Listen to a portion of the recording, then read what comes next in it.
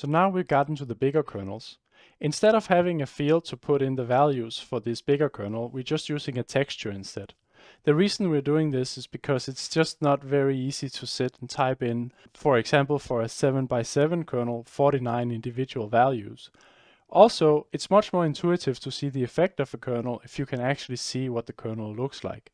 So if we apply the cross kernel, for example, we get a cross-like pattern, and if we apply a triangular kernel, we're going to get a triangular pattern. Besides this, we just have the input texture and the kernel scale, and the kernel scale does exactly the same thing as we saw in the previous example. Now let's have a look at the material. In the material you can see there's not much going on initially, but that's because it's all implemented with HLSL. The reason why we're implementing it with HLSL is because we're going to have dynamic loops, and we can't do this with Node, so we're going to have to jump over into VS Code to have a look at this. All right, let's walk through the code. So the first thing we're going to do is we're going to get the dimensions of both our kernel and our input texture. So this is basically initialize the values that will hold the dimensions and use the getDimensions function. After this, we initialize the values which will be used for summing up all the colors that we sample, multiplied with the kernel weights, and another sum just for the kernel weights. Then comes the meat of the function, which is two nested loops inside each other. One for the U direction and one for the V direction. So for every time we step forward in U, we iterate through all the V in that column. For example, if we had the 16x16 pixel kernel that we were using before, we would run this one 16 times, and every time we stepped forward one, we would then run this one 16 times. So that's 16x16 times, so that's 256 times we're going to run this in here. And every time we just change I and J. And you can see here we have a kernel index. The kernel index is just an index that we constructed from the value, the current value of I and J. So this will vary for every iteration. We then use this index to load one of the pixels from the kernel, which now gives us a kernel weight for this particular cell in the kernel that we can multiply onto the sample that we are now going to take. Before we're going to sample the input texture to apply the kernel weight to, we're going to have to figure out how to get the appropriate place in UV coordinates. Remember, up here we're using an index.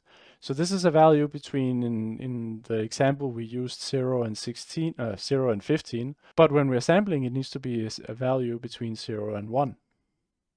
So let's jump into Photoshop and have a look at that. So let's say that we are sampling this center pixel here, and we sort of want to center the kernel on top of it.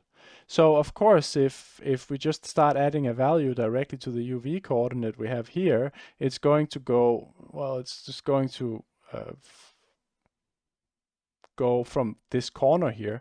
So we're going to have to do something where we take the initial value and then subtract an amount to get down to here, and then we start going out from there. So basically we want to take, let's say we've gotten this value here, so that would be 1, 1, and then from there we would subtract half a kernel. So if the kernel was 16x16, it would just be, well, 1 minus 8.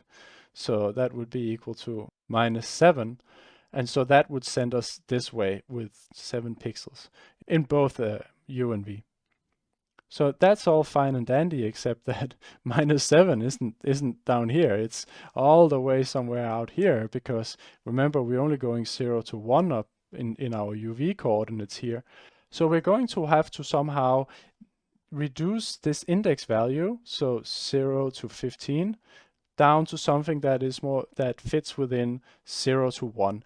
But the way we probably want to map it is that so we are walking 1 pixel at a time. Remember, we were very careful about getting the exact neighbor pixel before. Maybe that should be our start basis. So if we take these indices and just simply divide them with the texture size of the input texture over here, then we're going to get UV coordinates that fit with going 1 pixel at a time. And then we can just multiply that with our kernel size to scale it up or down. So that's what we're going to be doing here. The first thing we do is that we do the offset so that we are making sure that our kernel is centered around the pixel that we're processing. So we are subtracting half the kernel size. So the kernel size at x and y times 0.5. We then divide it with the input texture size. So we get UV coordinates that actually fit within the texture. And then we multiply it with the kernel scale.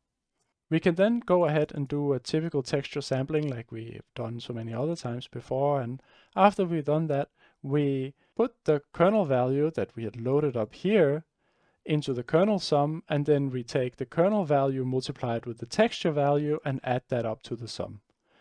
Then when we're done, we just take the sum and divide it with the kernel sum, and we get a normalized value again. So in this case, we're not really going beyond the intensity or brightness of the pixel that we initially started with, or intensity or brightness of that neighborhood. We try to normalize the brightness and keep it that way. And then we just go ahead and return the sum.